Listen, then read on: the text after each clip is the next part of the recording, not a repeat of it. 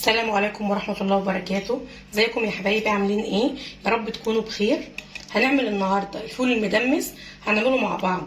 هنعمله بدون قدرة، هنعمله في حلة بكل التكات بتاعة عربيات الفول والمطاعم. هيطلع معاكي زي الزبدة وهيكون له لون معين زي بتاع المطاعم. هنعمله بدون اي اضافات ولا عدس ولا جزر ولا اي حاجة. هنعمله معانا ب3 مكونات بس، هيطلعوه احلى فول ممكن تاكليه في حياتك. بس لايك للفيديو، ولو اول مره تشوفيني اشتراك للقناه والضغط على الجرس وكلمه الكل علشان يوصلك كل جديد في فيديوهاتي. يلا بينا نسمي الله.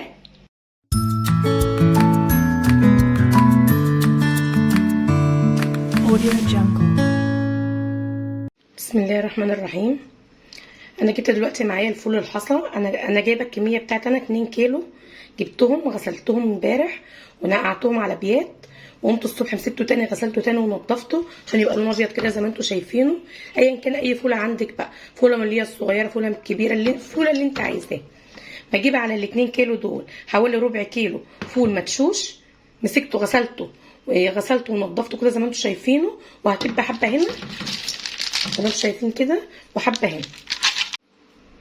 حطيت الفول المدشوش كده زي ما انتم شايفينه كده معايا اهوت. وهحط بقى الميه حالا معايا، ونحط نسيبه الاول ياخد غلوه معانا على البوتاجاز، وبعد كده بنهدي عليه. انا حطيت الفول المدشوش ده بيخلي الفول معايا بيلف، وبيخلي الفول معايا بيبقى تقيل، ما يبقاش كلته ميه، بيلف الفول معايا. هنشوفه حالا كده واحنا بنسويه. وفي اضافات تانية هنضيفها بس مش دلوقتي.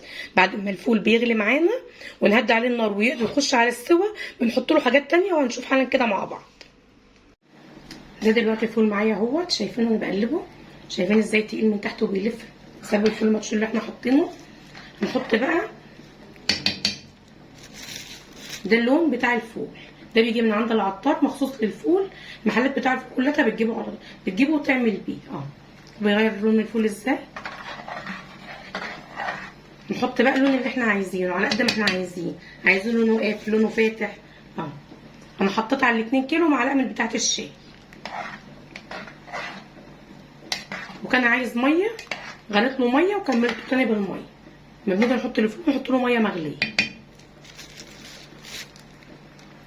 كده. خلاص بقى كده هغطي عليه واسيبه برده يخش في السوا.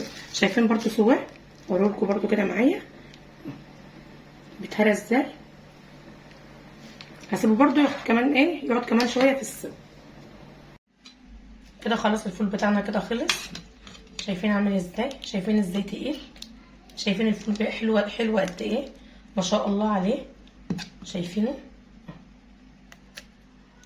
شايفين تقله؟ حلو قوي. هنسيبه بقى كده يبرد معانا، وبعد كده هنجيب معانا اكياس نبدا بقى نعبيه على قد الاكله. بعد كده بقى بنحطه معانا في قلب الفريزر، وما نحتاجه بقى ما بيحصلوش اي حاجه بنطلعه. اتمنى لو الفيديو بتاعي عجبكم لايك واشتراك لو اول مره تشوفيني، وفعلي الجرس على كلمه الكل عشان يوصلك كل جديد.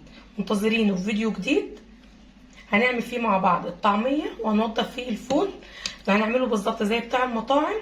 منتظرين على قناتي ابسط من البساطه مع ام كريم. والسلام عليكم ورحمه الله وبركاته.